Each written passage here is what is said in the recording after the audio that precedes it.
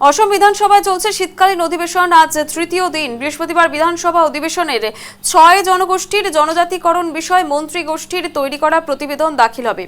ইতিমধ্যেই মন্ত্রী গোষ্ঠী সদনে প্রতিবেদনের খসড়া দাখিল করেছেন এবং আজ কিন্তু তৃতীয় দিন। আরও বেশ কিছু বিষয় উঠে আসবে। আমরা গতকাল যদি নজর রাখি, সেখানে বহু বিবাহ নিষিদ্ধ যে বিল উঠে এসেছিল তা নিয়ে আমরা আলোচনা করেছিলাম এবং আজ জনজাতিকরণের বিষয় কিন্তু আলোচনা হতে চলেছে বিধানসভায়। অসম বিধানসভা শীতকালীন অধিবেশনের তৃতীয় দিন। আজ মঙ্গলবার থেকে শুরু হওয়া অসম বিধানসভার শীতকালীন অধিবেশনের আজ তৃতীয় দিন। 5 দিন ব্যাপী অধিবেশনে রয়েছে 27টি বিল নিয়ে আলোচনা এবং আজ যে বিলটি নিয়ে আলোচনা হচ্ছে সেই বিলটি হচ্ছে জনজাতিকরণের বিল। মন্ত্রীগোষ্ঠীর সদনে প্রতিবেদনের খসড়া তৈরি করার কথা রয়েছে। দেখতে পাচ্ছেন সরাসরি সেই ছবি। একেবারে ইতিমধ্যেই কিন্তু সেখানে শুরু হয়ে গিয়েছে বিধানসভা শীতকালীন অধিবেশন। আজকের অর্থাৎ তৃতীয় দিনের অধিবেশন আপনাদের সামনে তুলে ধরছি।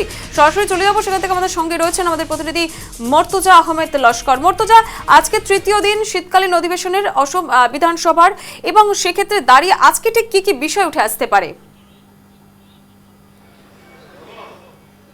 একেবারে আজ অসম বিধানসভা শীতকালীন অধিবেশনের তৃতীয় দিন এবং তৃতীয় দিনেও দেখা গেছে আজও বিধানসভা উত্তাল হওয়ার সম্ভাবনা রয়েছে। কেননা ৬ জনগোষ্ঠীর জনজাতিকরণের দাবিতে বিগত দিনে আমরা দেখেছি আন্দোলন হয়েছে অসমের বিভিন্ন প্রান্তে। সেই ক্ষেত্রে ইতিমধ্যে আমার সাথে রয়েছেন AUDF এর বিধায়ক হাফিজ রফিকুল ইসলাম। আমি আপনার কাছে জানতে চাইব, আজ যেহেতু বিধানসভা উত্থাপন হবে ৬ গোষ্ঠীর জনজাতিকরণ, সেই অর্থাৎ বিগত দীর্ঘ আন্দোলন হয়েছে, বিগত দিনে আমরা দেখেছি অসমের বিভিন্ন প্রান্তে আন্দোলন হয়েছে, আজ সেই বিষয়ে উত্থাপন হবে বিধানসভা। ৬ জনগোষ্ঠীর জনজাতিকরণের দাবি দীর্ঘদিনিয়া দাবি। এটা তো এতদিন তেনাদের প্রাপ্য, এটা পাওয়ার দরকার ছিল, কিন্তু দুর্ভাগ্য এর আগের কোনো সরকারই তাদেরকে এই প্রাপ্যটা দেয় নেই। স্ট্যাটাস তারা এখন পর্যন্ত পায় নেই। দীর্ঘদিন থেকে তারা লড়াই লড়ছে যে তাদের জনজাতীয় স্ট্যাটাস দেওয়া লাগে, কিন্তু বারবার এর আগের সরকারগুলো বিধানসভায় রেজলিউশন নিয়ে দিল্লি পাঠিয়ে দেয়, সেখানে ঠান্ডা অবস্থায় পড়ে থাকে সে ম্যাটারটা। এবার বিজেপি সরকারও 10 বছরে তাদের সময় হয়নি।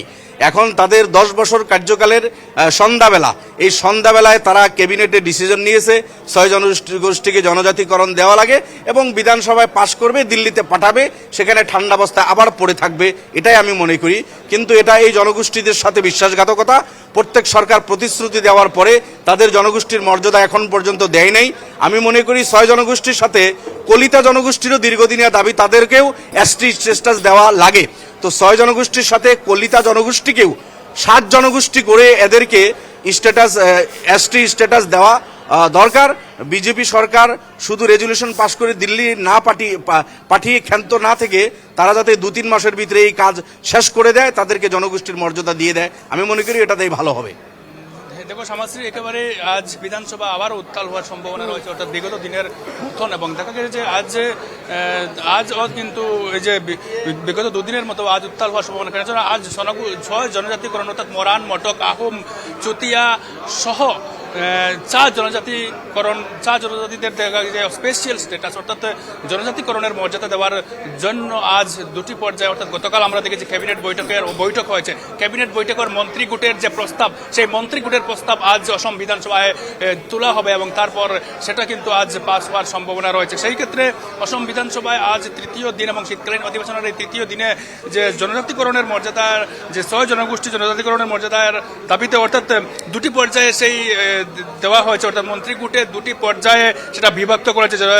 জনজাতি বৈয়াম বা এসটি আর জনজাতি উপত্যকা এসটি 2টি পর্যায়ে রাখা হয়েছে। অর্থাৎ এসটিতে অন্তর্ভুক্ত হবে মরান এবং মটক এবং এসটি ভিতে অন্তর্ভুক্ত হবে টাই, আহুম, চুতিয়া এবং 4 জনগোষ্ঠী। অর্থাৎ এই যে ৬ জনজাতিকরণের দাবি বিভিন্ন দল সংগঠন আমরা দেখেছি বিগত দিনে অসমের বিভিন্ন প্রান্তে তারা প্রতিবাদ করে আসছিল এবং অবশেষে আজ অসম বিধানসভায় অর্থাৎ মন্ত্রীগুটের যে প্রস্তাব, গতকাল যে অসম ক্যাবিনেট হয়েছিল সেই ক্যাবিনেটের মন্ত্রীগুটের যে প্রস্তাব, সেই প্রস্তাব আজ অসম বিধানসভায় তোলা হবে। অর্থাৎ তারা বিগত দিনের যে 4 জনজাতি সহ মরান, আহোম, মটক, তারা বিভিন্ন যে ৬ জনগোষ্ঠী ছিল সেই জনগোষ্ঠীদের যে তাদের এই যে স্পেশাল স্ট্যাটাস অর্থাৎ জনজাতিকরণের যে দাবি ছিল সেই দাবি আজ পূরণ হতে চলেছে অসম বিধানসভায় এবং সেই মন্ত্রীগুটের প্রস্তাব আজ অসম বিধানসভায় তোলা হবে। সেই ক্ষেত্রে আজকের দিন অত্যন্ত গুরুত্বপূর্ণ বলা যায়। কেননা সেই একটা বিষয় এখানে উঠে আসে যে জনজাতিকরণ নিয়ে যেখানে আলোচনা হচ্ছে সেখানে জনজাতিকরণ এই বিল যদি পাস হয়ে যায় আগামী নির্বাচনে কতটা প্রভাব পড়বে? এখানে দেখো একেবারে একজন জনজাতি বিধায়ক রয়েছেন। মোৰ আপত্তি নাই আৰু 6 জনগোষ্ঠী জনজাতি কৰাৰ ক্ষেত্ৰত আমাৰ চৰকাৰে 19 চনতে এটা সিদ্ধান্ত গ্ৰহণ কৰিছিল। আজি আমাৰ মাননীয় জনপ্ৰিয় মুখ্যমন্ত্ৰী ডক্টৰ হিমন্ত বিশ্ব শৰ্মাৰ নেতৃত্বত যোৱাকালি কেবিনেটে যিটো সিদ্ধান্ত গ্ৰহণ কৰিলে এটি এটা ঐতিহাসিক সিদ্ধান্ত। এইটো ভাল সিদ্ধান্ত হৈছে, কাৰণ 6 জনগোষ্ঠীক জনজাতি কৰাত কোনো আপত্তি নাই। আৰু এতিয়া এটা কথা ভাল হ'ব যে যদি অসমত 6 জনগোষ্ঠী যেতিয়া জনজাতিকৰণ এটা সিদ্ধান্ত গ্ৰহণ কৰিলে আৰু সেই সিদ্ধান্তটো কেন্দ্ৰীয় মন্ত্ৰালয়ে প্ৰেৰণ কৰিব, কেন্দ্ৰীয় গৃহ মন্ত্ৰালয়ে প্ৰেৰণ কৰিব হওক জনজাতিসকল। আৰু লগতে মোৰ ব্যক্তিগত মতামত, যেহেতু 6 জনগোষ্ঠী জনজাতিকৰণৰ দিশে আগবাঢ়িছে আৰু অসমখনক এখন জনজাতি ৰাজ্য হিচাপে ঘোষণা কৰাৰ কাৰণেও আমাৰ চৰকাৰে প্ৰেৰণ কৰিব লাগে। তেতিয়াহে অসমৰ খিলঞ্জীয়া ৰক্ষা কৱচ, অসমৰ জনজাতিসকল ৰক্ষা কৱচ আৰু অসমৰ জাতীয় খিলঞ্জীয়া ৰক্ষা কৱচ ভাল হ'ব। দেখো সমাজশ্রী উনি ছিলেন একজন জনজাতি বিধায়ক অর্থাৎ রমাকান্তি দেউরি। উনি দেউরি যে সমাজ রয়েছে সেই দেউরি সমাজ থেকে ইনি বিলং করেন এবং এই জনজাতি বিধায়ক অর্থাৎ রমাকান্ত দেউরি বলেছেন যে এটা একটা ঐতিহাসিক সিদ্ধান্ত, দীর্ঘদিনের দাবি ছিল, অর্থাৎ দেউরি সমাজ বা বিভিন্ন জনজাতি মানুষের দীর্ঘদিনের দাবি ছিল, সেই দাবি আজ পূরণ হতে চলেছে। অর্থাৎ অসম বিধানসভার আজ শীতকালীন অধিবেশনের 3য় দিনে আজ যে 6 জনগোষ্ঠী জনজাতিকরণের সেই প্রসঙ্গ আজ উত্থাপন হবে এবং সেই ক্ষেত্রে একটা ঐতিহাসিক সিদ্ধান্ত বলেছেন ইতিমধ্যে রমাকান্ত দেউরি। অর্থাৎ এই যে বিগত দিনে অসমে বিভিন্ন প্রান্তে কেঁপে উঠেছিল, বিভিন্ন প্রান্তে হাজার হাজার লোক, লক্ষ লক্ষ লোক রাস্তায় বেরিয়ে আসছিল। তাদের দাবি ছিল, একমাত্র দাবি ছিল যে তাদের যে 6 জনগোষ্ঠী জনজাতিকরণ করার জন্য তারা কেন্দ্রীয় সরকার, রাজ্য সরকারকে বারবার দাবি করে আসছিল। অবশেষে অসম মন্ত্রিসভায় গতকাল ক্যাবিনেট বৈঠকের পর সিদ্ধান্ত নিয়েছে আজ।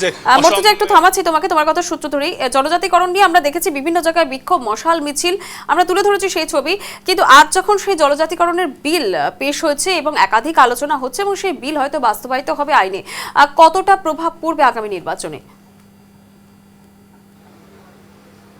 দেখো একেবারে সেটা এক প্রকার প্রভাব পড়বে, কেননা তাদের দাবি দীর্ঘদিনের দাবি, অর্থাৎ বিগত কংগ্রেস সরকার বা অসম গণপরিষদ দলের সরকারের সময়ে কিন্তু তারা দাবি করে আসছিল, কিন্তু কোনো সরকার তাদেরকে পাত্তা দেয়নি, তাদের কথা শুনেনি।